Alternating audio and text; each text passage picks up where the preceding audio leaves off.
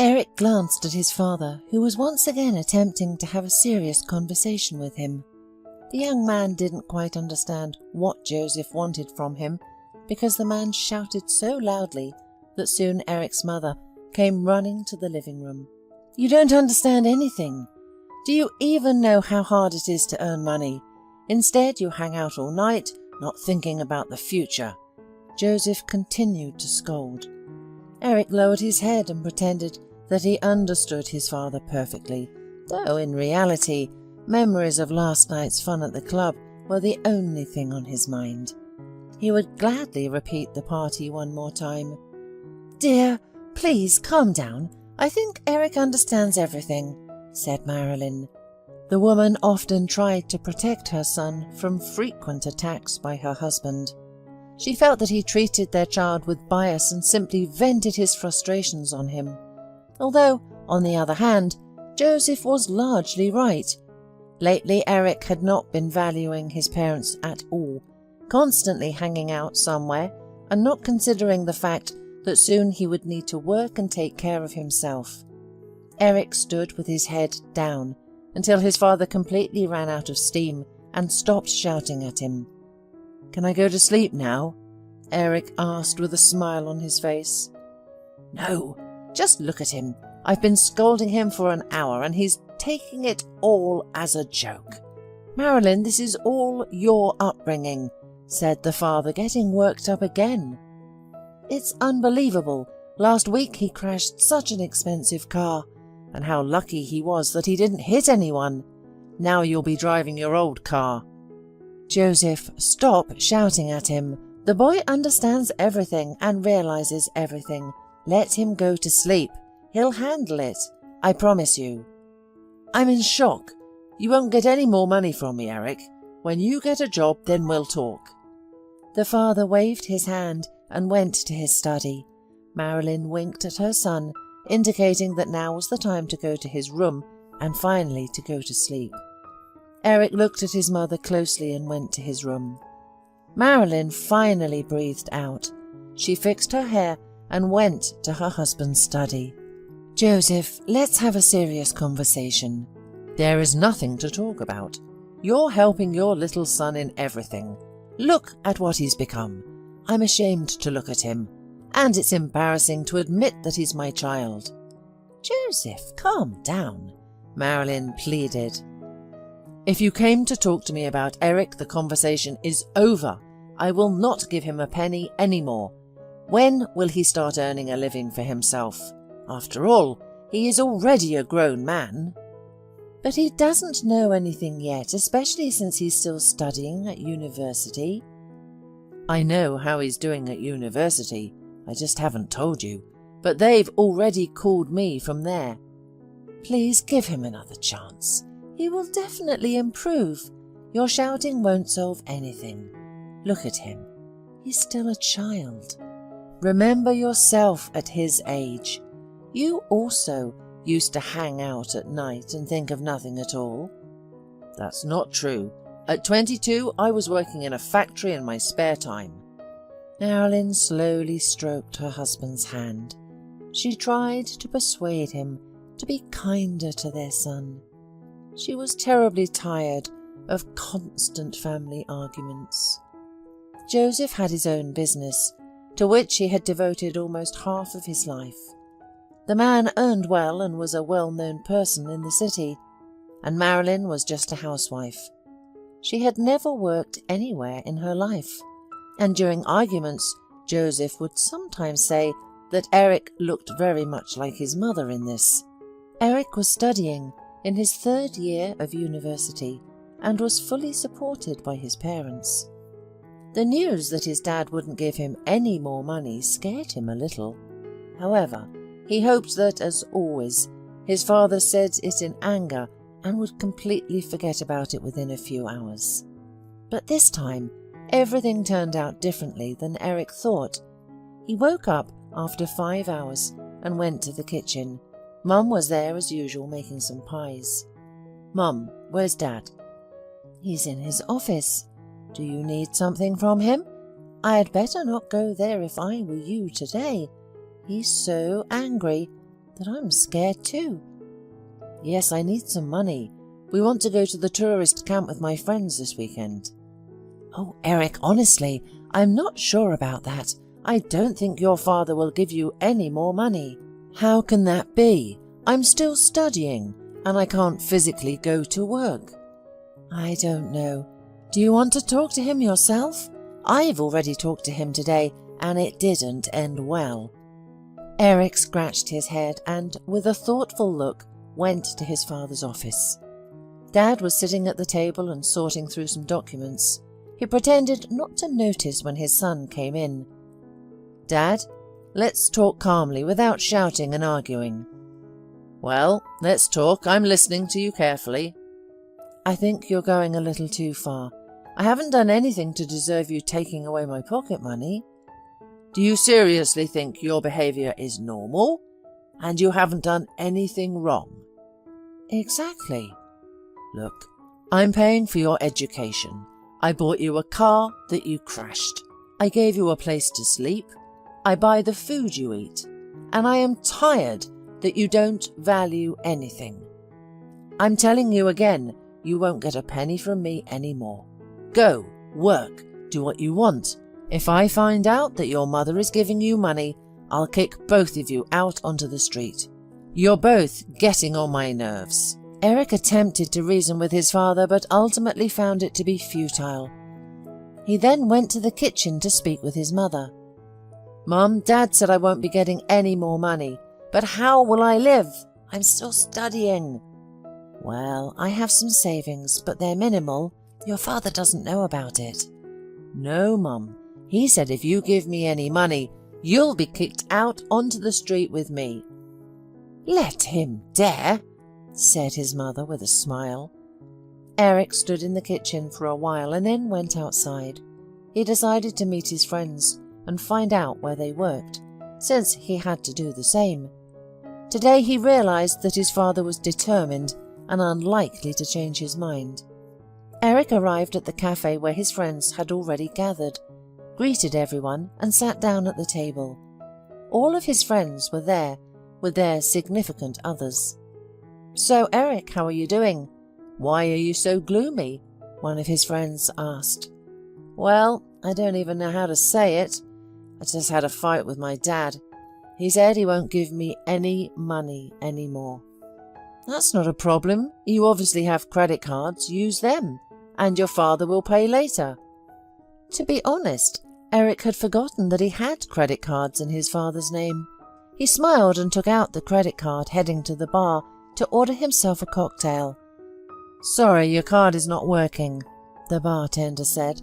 The bank refuses to pay for your purchases.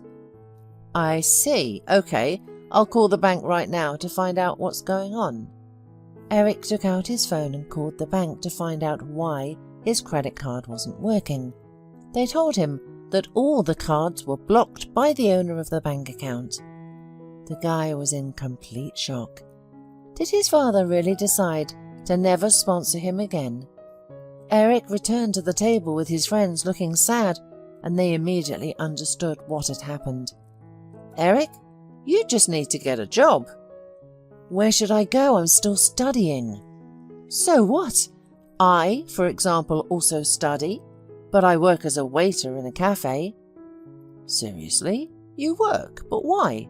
You seem to have well-off parents, right? Well, why not? So that I have my own personal money. You know, my parents don't give me that much. I don't know. It seems to me that I won't be able to do it, since I've never worked before. Well, it's not that difficult. They will teach you everything. I don't know. I need to think about it.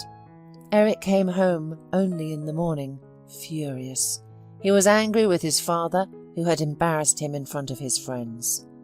The guy rushed into his room and immediately began looking for his gold cufflinks, expensive watches, and other valuable things his parents had given him. Eric decided to sell everything for money and rent a place far away from his father. He quickly packed his bags and hurried downstairs, where he came face to face with him. Where are you going with such a huge suitcase? It's none of your business. You blocked my card. You might as well have suffocated me. I don't want to talk to you anymore. Well, it's my gift to you.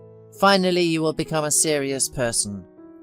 Dad, get out of the way. I don't want to see you anymore, and my feet will never set foot in this house again. Marilyn ran after Eric.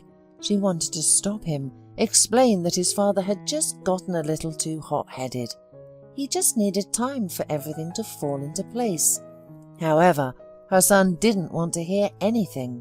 Straight from home, Eric went to the pawn shop where he left all his things that he had been collecting since childhood. He didn't get as much money as he expected. However, it was enough to pay for 2 months of rent and food. Eric rented a small apartment and decided it was time to go to work. He wanted to prove to his father that he would not be lost without him. The guy opened his phone and started looking for vacancies. However, every job vacancy required experience, but Eric had none of it. The guy sat for a while longer, then called his friend Barry. He wanted to know where Barry found his job, the one he was working at now. But his friend told him that he got the job through acquaintances and that it was difficult now. So what do I do? I can live separately for those 2 months at most, and then I won't have enough money to buy food. Listen, but 2 months is also a period of time. I think during this time your father will come to you himself and ask you to come back. I'm not going back there. I'll find a job and everything will be fine for me. Well, see for yourself. If you need anything, call me. Eric sat on the couch and didn't understand where to go to work. He really wanted to prove to his father that he could earn money, live independently. In fact, he had long been angry that his father did not perceive him as an adult. He had even heard his father and his friends talking about him, and his father had said that nothing good would come of him. Those words were forever etched in his soul, but he did not lose hope that he would still find some kind of part-time job. He still went to university. After all, education was critical, and he understood that perfectly. Most of all, he was surprised that during this time, while he was living alone, his mother didn't even call him once, although he understood perfectly well that his father probably just forbade her to do so. She was a person under his control. Today, Eric was sitting in class and looking closely at Angela, whom his classmates constantly teased. The girl looked poor, and many simply did not understand what she was doing in this expensive university. Sometimes he thought about the fact that he would soon be wearing all sorts of tasteless stuff like Angela. He really didn't want that, but everything was moving towards it. During his break, his friend Barry approached him. "Listen, I can talk to my uncle. He's opening a new restaurant and they need all the staff." "Are you suggesting that I work as a waiter?" Eric smiled. "Well, why not? Do you have a choice?" "No, there's no choice. Talk to him. I'm ready for any job." "Well, then I'll tell you tomorrow what we're going to agree on. He's coming to visit us today." "Okay, I'll wait for news from you." Eric was on his way home, thinking that he never imagined he would work as a waiter serving staff. And for him, it was very embarrassing. He was afraid that his friends would laugh at him. However, he knew that if he didn't find work in the next few days, he would have to give up even food, as the money was running out. The guy's pride did not allow him to call his father and admit defeat. The next day, Barry told Eric some critical news. He said that his uncle was willing to take him on his team. "Oh, thank you so much. I couldn't have done it without you." "Hey, do you want me to tell you a secret?" "What other secret?" "My uncle hired our Angela too. You know, the one who walks like a ghost. She has some problems. I don't know how she managed to negotiate with him at all." "Are you serious? Am I going to work with Angela?" Well, I'm not surprised. She definitely needs a job. I look at her and understand that even in the worst of times, I don't look as bad. The next day, Eric went to an interview where Barry had sent him. There he saw Angela. "Hi, what are you doing here?" Eric pretended not to know that the girl would be working with him. "Well, I decided to take a part-time job. And what are you doing here?" "I also decided to take a part-time job. I thought guys like you never work." Angela looked away, inadvertently offending Eric. "Guys like me, on the contrary, work a lot." "I see. Okay, I won't bother you."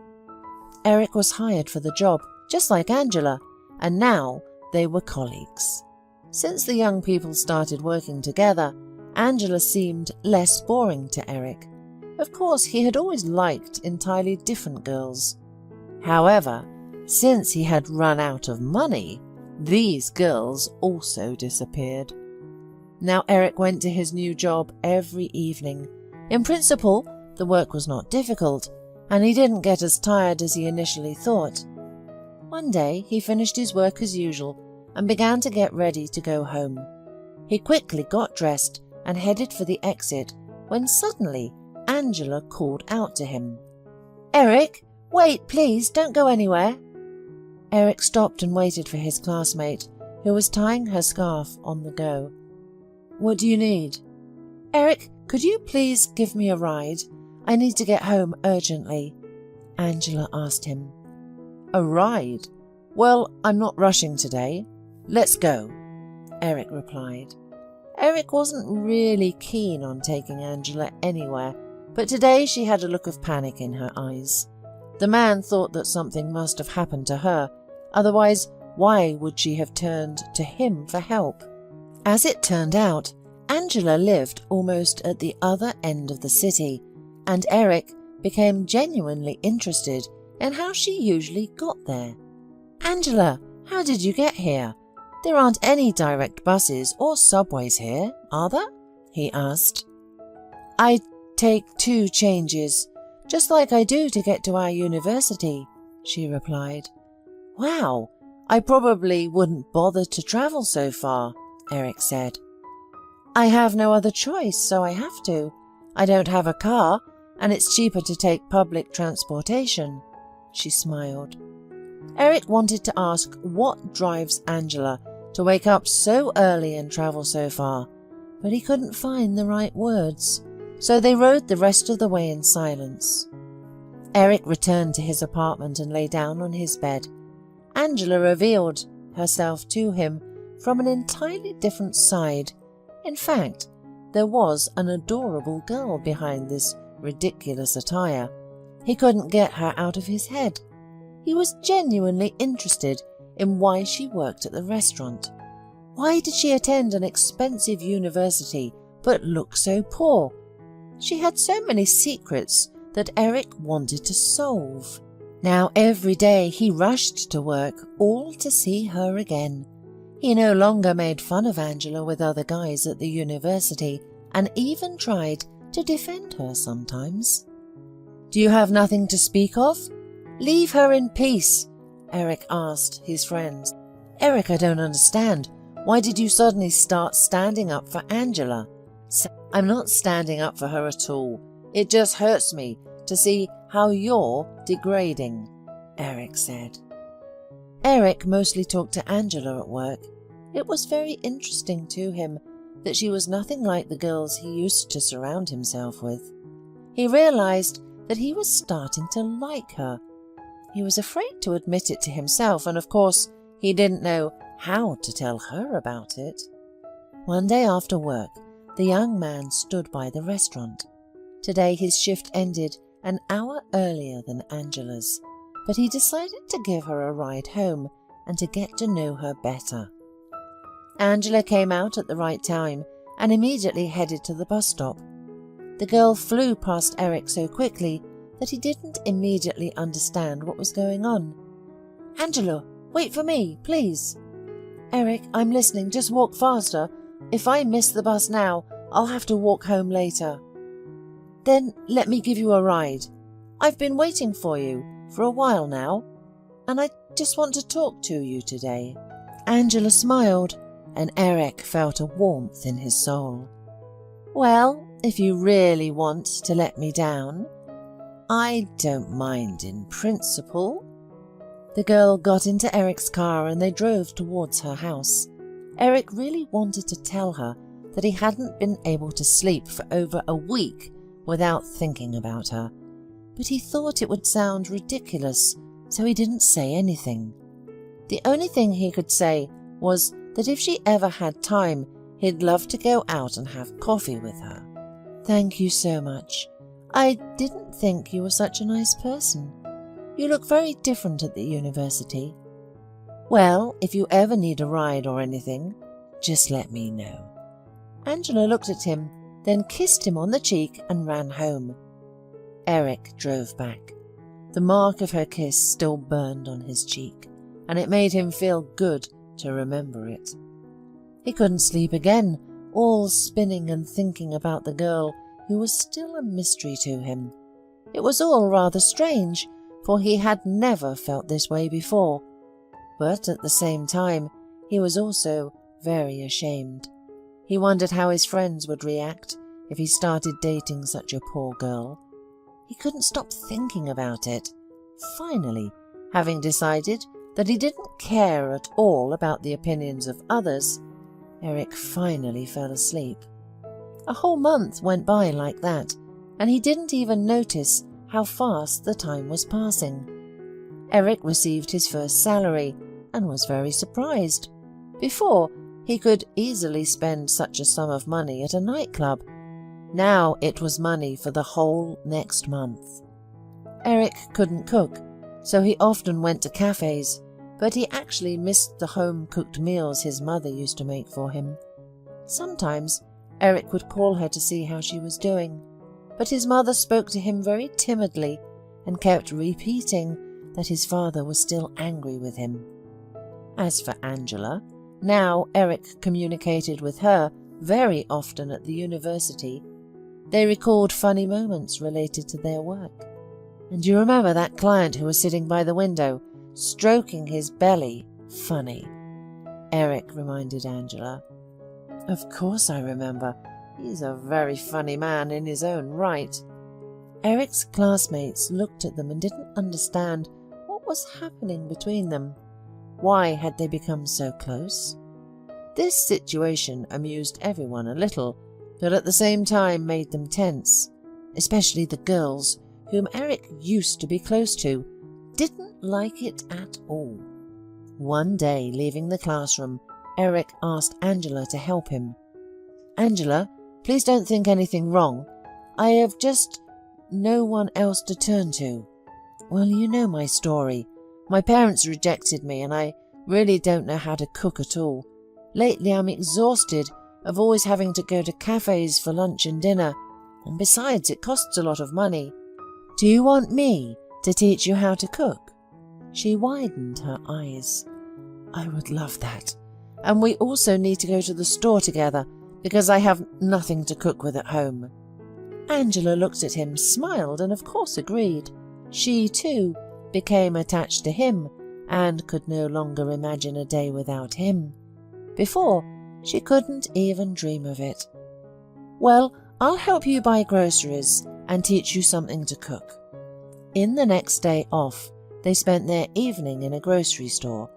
Eric watched Angela carefully, observing how she chose products. The girl read the composition, looked at the price, and Eric had never done that before.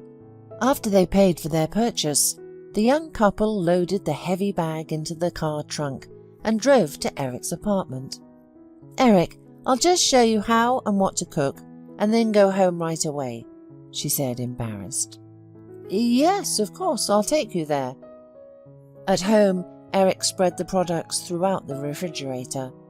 Angela immediately began to prepare, although before that, she washed a huge pile of dishes. Eric sat at the table and watched carefully as the girl chopped vegetables, washed the meat, and how the process of cooking borscht took place. He was so interested in watching this that he didn't look at the time at all. "Well, that's it. You can try it." The girl smiled and fixed her hair. "I'm sure it's delicious. While you were cooking here, I almost went crazy from the smells. Thank you very much." Angela smiled again and put a plate in front of Eric's nose. "You know, I think I'm going to ask for more." He smiled. "Yes, please. As much as you can eat." After a hearty dinner, Eric began preparing to take Angela home. "Well, did you remember how I was cooking? Can you repeat it yourself?" "Honestly, I didn't remember anything, but now at least I know whom to turn to if I want to eat. I was looking at you, not at what you were doing." They laughed and then went outside. It was late at night in the yard, and the air was very fresh.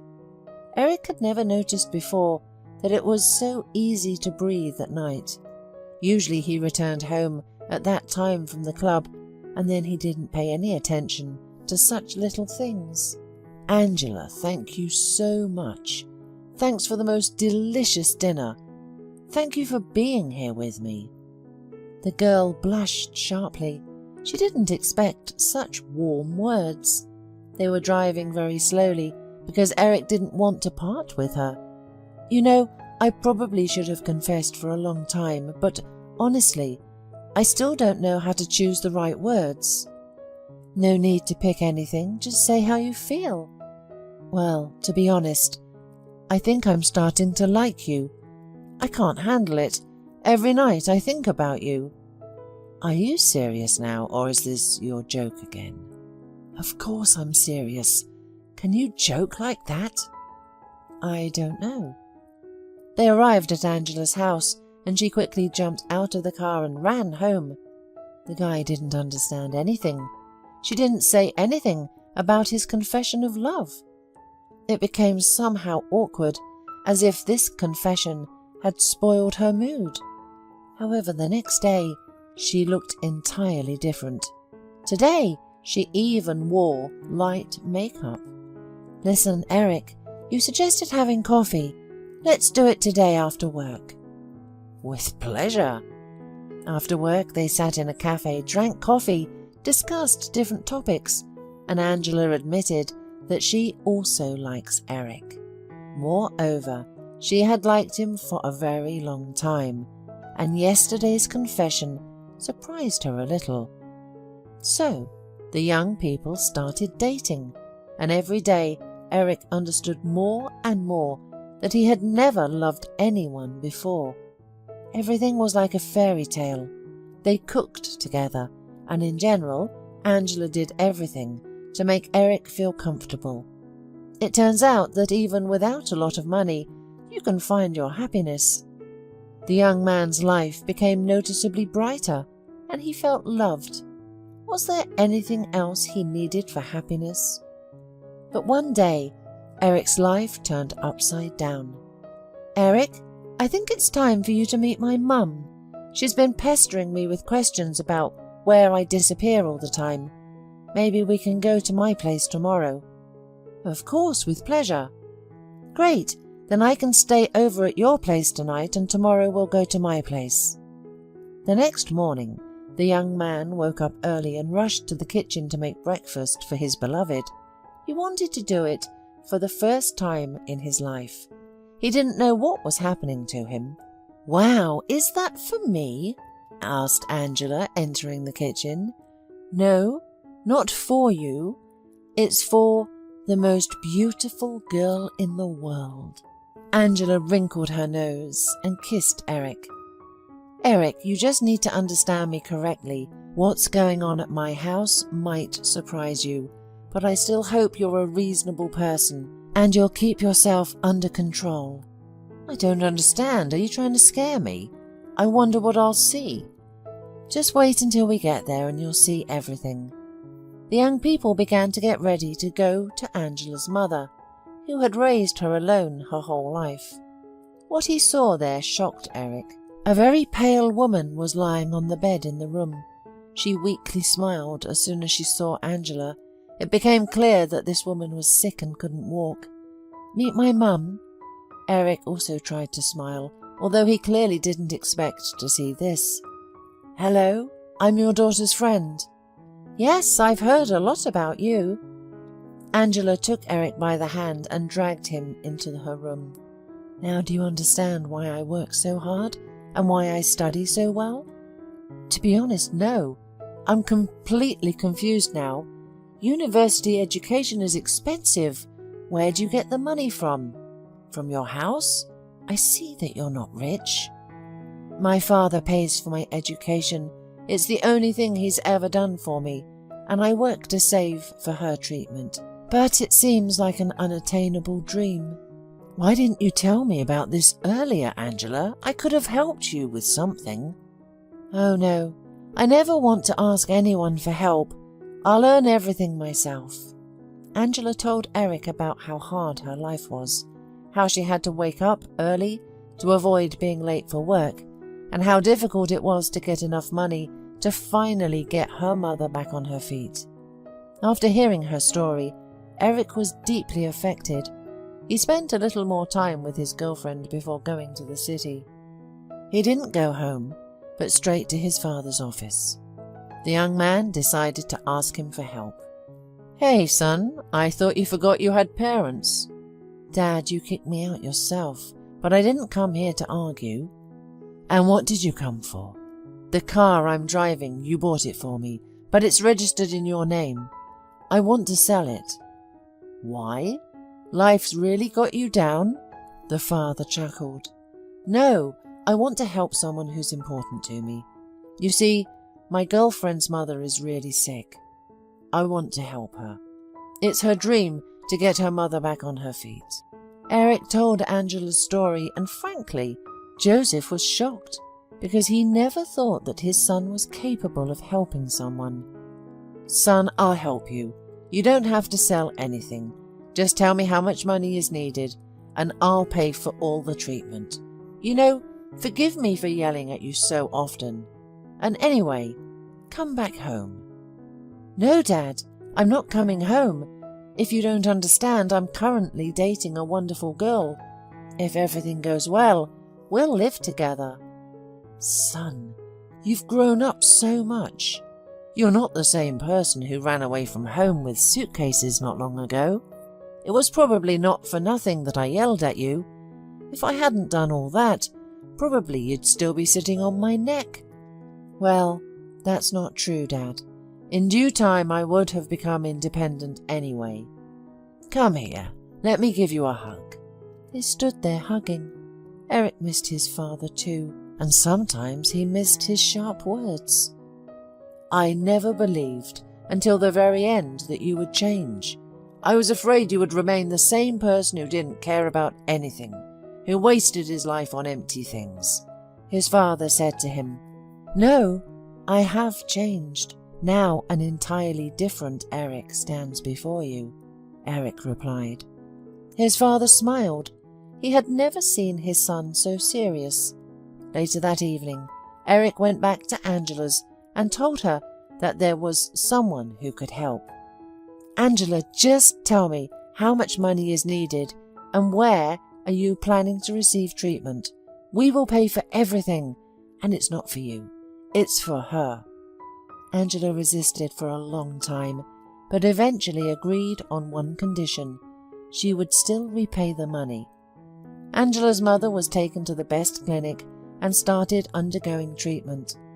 Improvement was noticeable after a month of therapy, and the doctors said that she would be able to stand on her own feet. Eric and Angela started preparing for their wedding. Joseph was deeply grateful to Angela, who had changed his son. Eric was no longer interested in nightclubs or partying until morning. He got a job in his father's company. Now he had wholly different values.